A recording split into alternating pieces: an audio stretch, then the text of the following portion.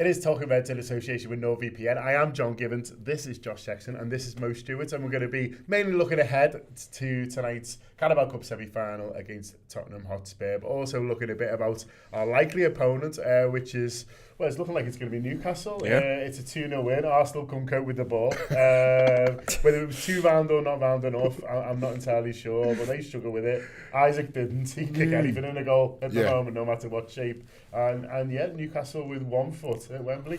The funniest thing for me wasn't so much that they struggled with the balls, they struggled with set pieces at both ends. I quite enjoyed the fact that Jamie Redknapp seems to follow Phil Blundell as well, because when Phil Blundell said about, surely their set piece coach does defensive ones as well, Jamie Redknapp said the same thing at half time. So clearly very similar man, them two. Yeah, exactly. Yeah, pop star wives. but yeah, I think it's funny because there's been lots of chat, and we'll probably come onto this, about prioritising this competition and who should and who shouldn't. Newcastle absolutely did, and they really, you could sense that they were a team in form, high on confidence, like a team who looked like they have won their last 6 games and are scared of no one, and they really showed it. And it's weird because of the month between the 2 legs, but you've got to think that going to St James's, having already lost there the last 2 times they're there, Newcastle scored the first goal, that's done. Yeah, it's a hard one now for Arsenal to turn round, isn't it? And it must have, you know, a bit of nerves creeping in that it could be another season without a trophy, because obviously the league title is the one that they want. They pushed close last 2 years. A couple of years was a bit of a surprise how sort of well they did. Last year sort of a little bit more expected, but both times fell a little bit short, but no other trophies to sort of show for it. This year it felt like they really needed one. The Carabao Cup felt the best bet because they were in the semi-final. It's not sort of looking likely now, and I think that can have a knock-on effect. You know, like Mo says, there's a lot of talk at the moment about these cups. Is it a distraction? You know, should you be going sort of strong, regardless of the stage of the competition, or sort of what's coming on next, or you better just sort of pushing them aside? But I don't think that defeat will do Arsenal any good personally, because I think it ramps up the pressure on the other tournaments that they're still in. No, and it's always hard to judge a fan base off social media, isn't it, really? Like we have it with Liverpool. There's a lot of sort of mad Liverpool fans on social media.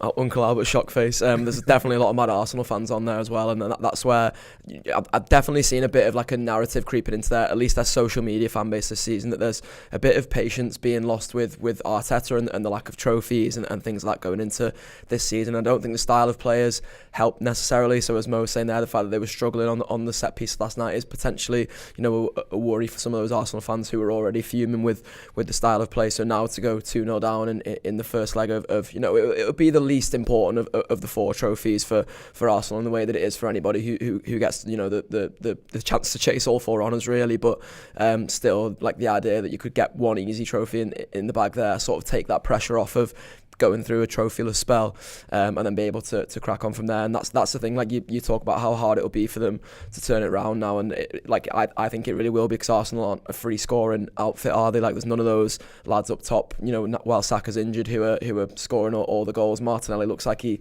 couldn't hit a barn door at the moment. Kai Havertz has always been a sort of, I guess, streaky player as well. So if I'm an Arsenal fan, I'm looking at it, you know, Newcastle aren't a free conceding side as well either. They're not a side who concede a lot of goals. So I would be worried looking at that if I was an Arsenal fan. I'm worried about what it means for the bigger picture, because I think one of the things we always convince ourselves as Liverpool fans with the League Cup is that, you know, that this idea that winning breeds winning. Once you've got that first trophy, the ones after that should in theory be easier to knock down. I think once you've got this far into the tournament, you want to go and win it. So big uphill struggle for them now. Yeah, I mean, semi-finals the worst time to go up, because there's 2 legs and they've got the second leg whether they want it or not, and how do you sort of approach that? But like Josh says, at the moment for Arsenal, you know, they fancy themselves to go on a run at some point. You know, it's 6 points to Liverpool, you know, with that game in hand, but obviously the game in hand's never a gimme. But you know, I think they look at Liverpool and see potential weaknesses, which is fair enough. No one's saying this Liverpool side's perfect, but then you know, when you reflect the mirror back on themselves, there just feels like there's more to me. And, you know, Josh mentioned a couple of players for me. For me, Odegaard's a big worry. I would be a big worry if I was an Arsenal fan, because when he was out, it was all, we're missing Odegaard. He's come back and he's not looked half the player. No, I mean, he had a couple of games early on where he looked okay. But the link with Saka and, But, obviously, I think it's not so much Odegaard, it's Saka and Odegaard. And it's all well and good having one, but if you still only got one, then you're having a lot of problems. And you look at that Arsenal side they put out last night as well, and you're thinking of the players they've got fit, who comes in to make it stronger? Not very many. You can make an argument for Calafiori perhaps, but not that a strong argument. Maybe Marino for Partey, but that was an Arteta side looking to try and win, trying to restore a bit of good will. And they lost at home. And who have they got at the weekend? Well, we've got at Accrington Stanley, a resurgent Manchester United. So imagine that they lose that game and they're out of the FA Cup. Suddenly it's all on Europe and then the league. And obviously Europe, it looks like they're going to get through the top 8 now, but there's still a long way to go before you can start talking about seriously being able to be in position to win that trophy. There's still lots of very good teams in that, including us, for example. So, you can see a world where the pressure ramps up on them very quickly, and then suddenly they've got to deal with all that baggage going into the league games, and the league games aren't an easier run.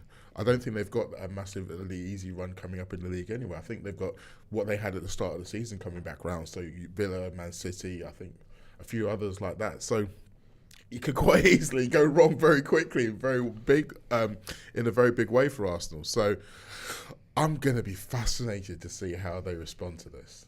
The FA Cup game's a really good point, and I've not thought about that, because we're in a fortunate position, like Mo says, with Accrington at home. And so we're going to come on in part 2. I'm going to ask you to sort of do a bit of a team selection for tonight. But, you know, Arne Slot will know that actually there's this FA Cup game, and so he's in a nice position, really, where he's able to go, well, if I do want to rotate, then that's the real option.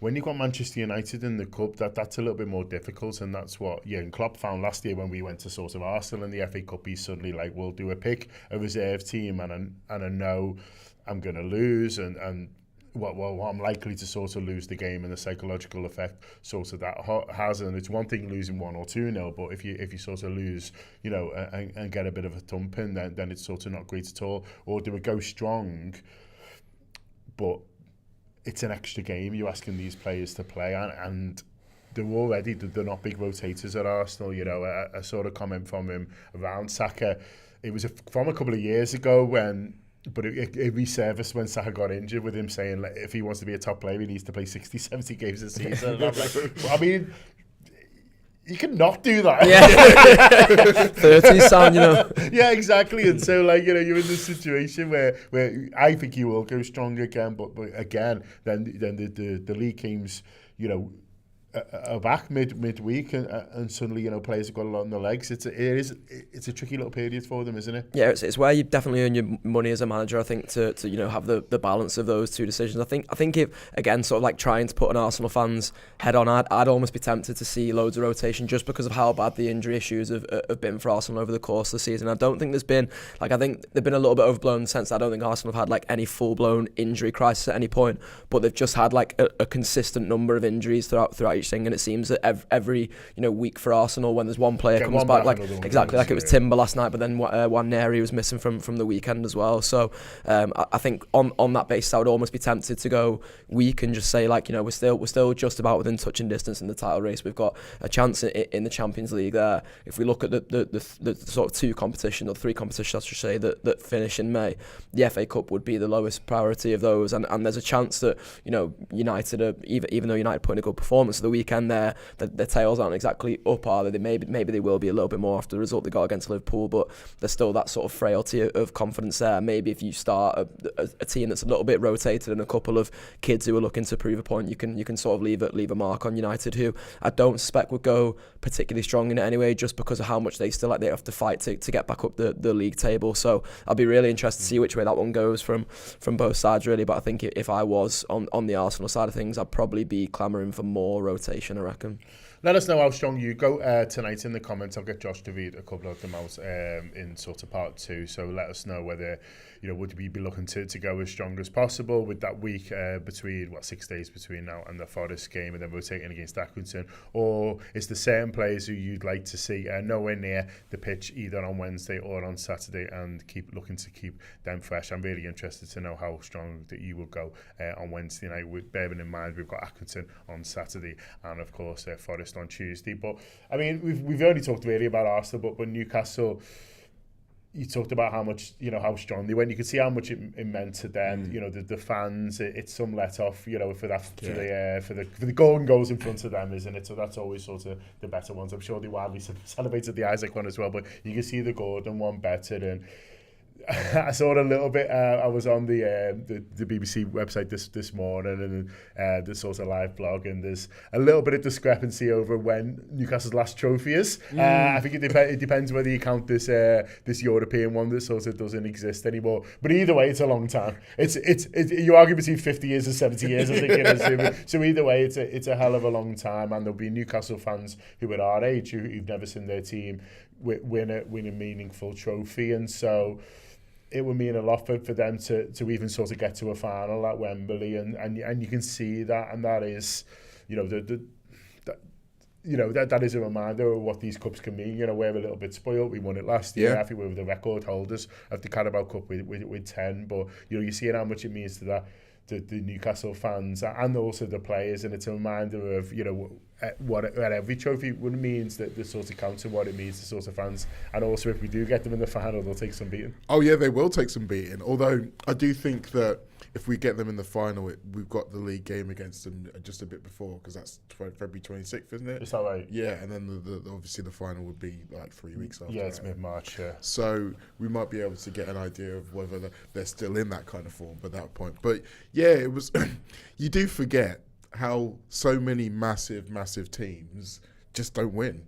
Like we were talking about Arsenal just now. It's been a long time since they've. Well, Spurs, who we played tonight, 2008 is their last trophy, and it was the Carabao Cup, or exactly, the League Cup, whatever it's called. And I mean, obviously we knew that Newcastle got to the final a couple of years ago, but I think I'm right in saying that that's their only final since the 1999 FA Cup final.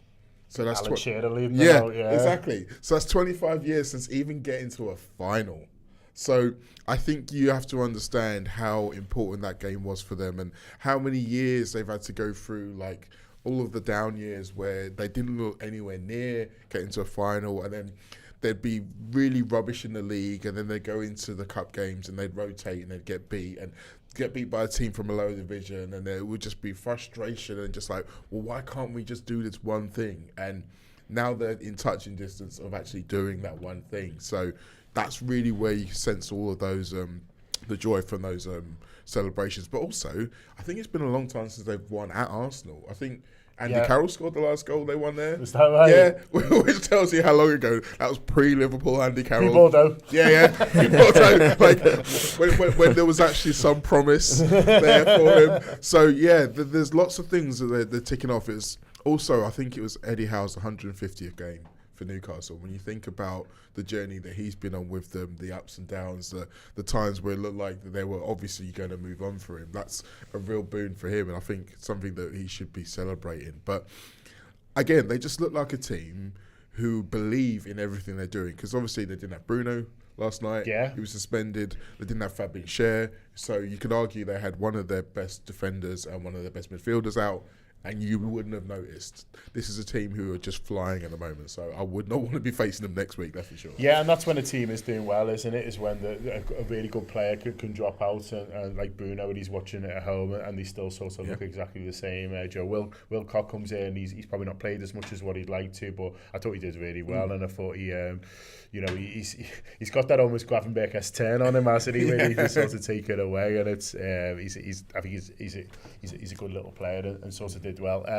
Okay, we'll talk a little bit about the Liverpool Spurs game. I'm going to get Mo's insight, obviously, for the press conference that he went to yesterday, and maybe some clues about how strong the he senses Liverpool will go sort of from that. Still after your comments, that I'll go to Josh Street after this on how strong you would go tonight. But I just want to give a huge shout out to NordVPN, who are partner with us for the rest of the season. Now carrying on till May, which is fantastic news, and that's because lots of you have signed up to Nord's fantastic service, and lots of you enjoying it. A few of you send me pictures. Keep them coming if you're on holiday, watching TV shows or things like that, or in Spanish villas, able to get the football on from your service that you already pay for in the UK. So I'm glad so many of you are enjoying it. And if you want to join them, go to nordvpn.com/TAW. There's a 30-day money back guarantee. So if you try it and you're not sure, you can cancel it within 30 days and get your money back. That's how sure that they are. But there's loads of fantastic deals at the moment, exclusively for you if you go to nordvpn.com/TAW. And it does allow you, as I always say, to switch your virtual location with the click of a button, and it opens up the world of streaming and subscription services for you if you have got a legitimate what's the word, subscription for those. So there we are, nordvpn.com/TAW. But Josh, how are people feeling in the comments about it then, in terms of how strong they will go? What are they going for? You might be able to hear George laughing away in the background. There's a lot of love for me in the comments, I'll be honest. I don't know if they're playing up to the fellow who's reading the comments or not. But I think it's just natural love. George's currently fighting with a fella over me. Carl Trotman's down there in the comments calling me a dreamboat. So yeah, there's all sorts going on here. George but sceptical? George basically said I saw him first. So George, George fighting the fight for me there. There's Joseph Matthews who's come on and said hello from Brisbane. Hopefully he's coming to the show in March as well. He's actually said that. He said, can't wait to see you all you rap lads when you're on the tour in March. So nice one, Joseph. Nice one for tuning in as well. And then just a couple of thoughts on team selection and predictions. A few sort of debating whether Alisson should start this one in goal or whether Kelleher gets the nod. I personally would be going for Kelleher. I don't know about you boys. Yeah, I'm not sure. It's something I'll ask Mo about in a minute, actually, because there was a question on that in the press comments. And then, just a few more sort of predictions around team then. So there's a fella who has just put his whole team in. It's gone quite rotated, but not overly so. So maybe we just leave that to get onto that in a moment. But yeah, that's about it for now. Yeah.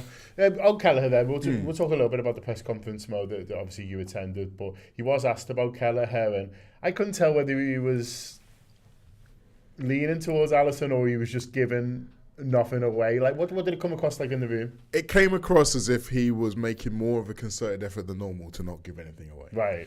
And we've seen it. I mean, obviously he did say about Szoboszlai, the fact that he hadn't come in for, obviously they had a recovery day the day before, so they weren't training, but he hadn't been in the building. He was hoping to train yesterday, but he said that he didn't think he would start. That was pretty much the only bit of team news he gave out. Everything else he was keeping very close to his chest, because people asked about Kelleher, people asked about Conor Bradley, about Jota and their ability to start, because those two haven't started a game yet. And I don't know if it's because of the potential for two quote-unquote rotated teams in a row, why he's been a little bit more guarded about it. But it was very much a change of tack as far as I'm concerned. Personally, I would be playing Kelleher. I'd be giving him these two games. Right. And I think that's for two reasons. One, I think you want to be able to keep him involved. I think to a certain extent, you can kind of say, well, look, your performances in the first half of the season have earned you the right to be able to maintain your position as the cup keeper. And for Alisson, I still think that he's had 2 injuries already this season, so being overcautious with him isn't the worst idea in the world. That's not to say that I think he's on the verge of something again. I just think that sometimes you can be overcautious with some players and it hurts them. I don't think he's the kind of rhythm player. I mean, when a goalkeeper, they don't kind of come in for half an hour when they're coming back to fitness, do they? They just go straight in. So he's probably one who you don't have to worry so much about being in rhythm as opposed to some of the outfield players. So you can take him out for a couple of games, let him sit on the bench, have a little bit of a watch, and then come back in ready for Forest.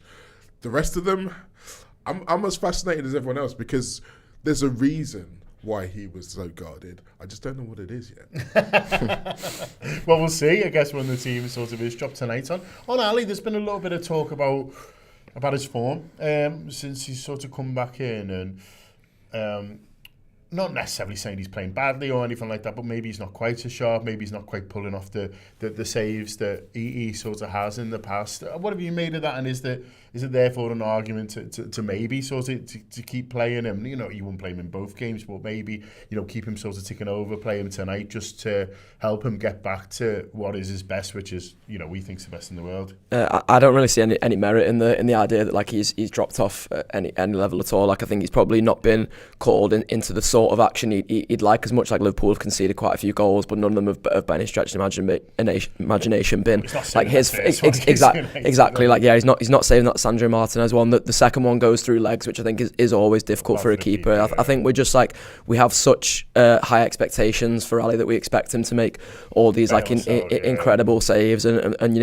be constantly just looking like the best in the world. And I don't think that's, if the team and the defence in particular is looking low on confidence, which I think it probably does on the whole at the moment. It did a little bit of the weekend with Konate just coming back in, and obviously Trent's performance. Then I think it's only natural that your goalkeeper behind drops off a percentage too, because then suddenly he's being called into action more. I'd be resting him for both these games. I'm the same as Mo. I'd be giving Kelleher the reward for his good early season form, keeping him fresh, because one of the things that you can definitely say about Ali is that he's prone to an injury. So we want the idea of Kelleher being kept fresh in case anything, knock on wood it doesn't, but if anything does happen to Ali over the next few weeks and months, then Kelleher feels like he's primed and ready to come back in rather than coming in from the cold. I've seen a couple of shouts for people maybe starting Jaros against Accrington, and I understand it, like Carl Trotman put in the comments there, that he'd be starting me and him up top against Accrington at the weekend. I get the idea of rotating heavily in terms of the outfield players, because I don't really want to see any of the first 11 especially. Exactly. There's still people who need games there. There's some young players who I'd like to see get game time, and I just think with keepers it's always a little bit different. Like my clamour for Jadon Downs is going to be completely different to my clamour for Jaros, particularly just even in terms of age profiles, really. So I'll be having Kelleher in for both these games. Of course, Jaros thinks he should start Forest. But that's the kind of guy he is. I think I don't know about you, but I think for lots of Liverpool fans, certainly for me, the first thing I'm going to look at right back tonight when the team selection comes out and who plays there, because that's a big call for the manager.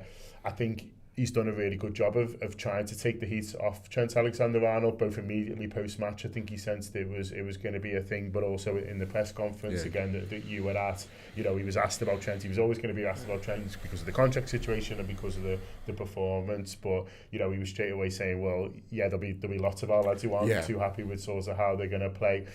How managers handle things publicly and how they handle things privately should always be different. I always think it's a bad sign when you see managers throwing players under the bus, because it suggests that either they're under so much pressure that they're not behaving as they should be, or something's gone wrong privately and they feel like, I'm not getting through to someone. So the fact that he is having his honest conversations with Trent, which I'm sure he is privately, I think suggests that their relationship is a good one.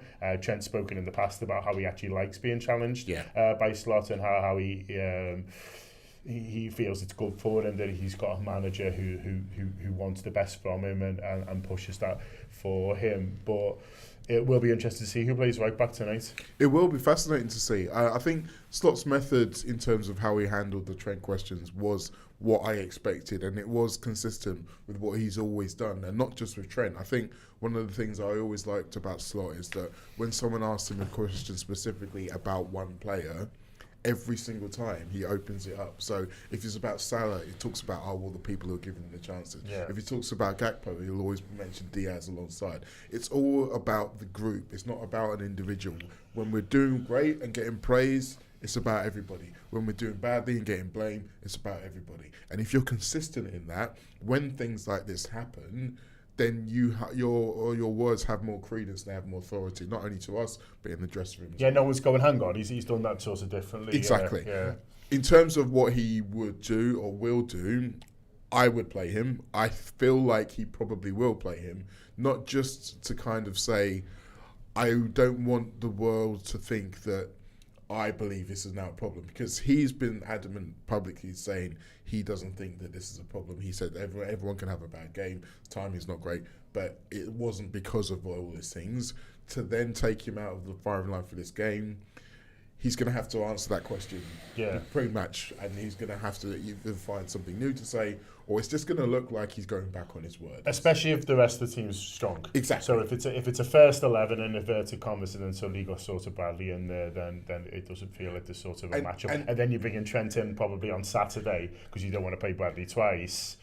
To play alongside, a changed team. Yeah, and the other thing we have to remember, and I've seen this recently since the game, that lots of people talk about, well, now that we've seen how Trent is feeling, lots of other teams are going to start potentially trying to target him and stuff like that. We need to remember how well he played last time we were at Spurs. Yeah. He had a fantastic game. He set up the first goal. I feel like he feels, or he should feel, like he can go there again and impose himself in the same way he did previously. So I would think that it's actually set up quite nicely for him to go there and have a good game and to put a lot of this behind him in the immediate time. I really enjoyed Ian Ryan on the pre-match warm-up talking about Trent. I thought it was really balanced and a lot of sense. Spoke, but one of the things that stuck with me is that the beauty of football is there's always another game. Do you know what I mean? You can always put it right, and no matter how frustrated some people were with him in the ground, and no matter how worried other people maybe were of what this all means, and putting two together and getting the right number or the wrong number, who knows? Because we don't. But there is another game, and if he plays great against Tottenham, then it's not put to bed because the contract stuff still rumbles on, but it's a massive help. Yeah, I think my feelings on it have really changed, from coming out the ground on Sunday to now. Like, coming out the ground on Sunday, I just wanted Trent to almost have some time off to get his head right, whereas I think I'm probably more inclined to think the way that, Mo was suggesting there is not the idea that you now take him out of the firing line, it's that you give him that first chance to redeem himself, and then it sort of makes your Saturday selection a bit easier as well. Like, I just had it in my head that maybe you could do Bradley in this one and Bradley on Saturday, but that doesn't account for the fact that Bradley himself is coming back from an injury. Exactly. So I think it makes more sense to start Trent tonight, have Bradley start on Saturday, and then it's almost you can almost go off the two games then of who starts those ones. I imagine there'll be someone who needs to come in for Bradley at some point on Saturday, because obviously he's still getting himself up to match fitness, and then I think like elsewhere in the team, I think there's chances to sort of go strong as well. But Trent would be the one who I think Slot will have to take the most care with at the moment. I think you saw that on Sunday as well, didn't you? I think like there was the Stu Wright clip we put out from the post-match pint as well, where he talked about maybe it finally affected the manager, the contract situation, because he didn't sub Trent off as early as maybe he could, and I think this gives the manager a chance tonight to sort of nail his colours to the mast with Trent again and say, like, I'm backing my boy here, but equally there's a chance over the next few games, as I say, to maybe do some rotation there. Yeah. Well, either way, we're all hoping, obviously, for Liverpool win, a great performance, and maybe even a result that puts us with one foot in the final, the same as what Newcastle did last night. Here is hoping. Either way, we'll be doing our media post-match reaction, both from Liverpool this time. Only Connor's braved the weather's down there to London on the motorway today, so he'll be getting some stuff. Carl Trotman's flew in, by the way. I'll tell you what,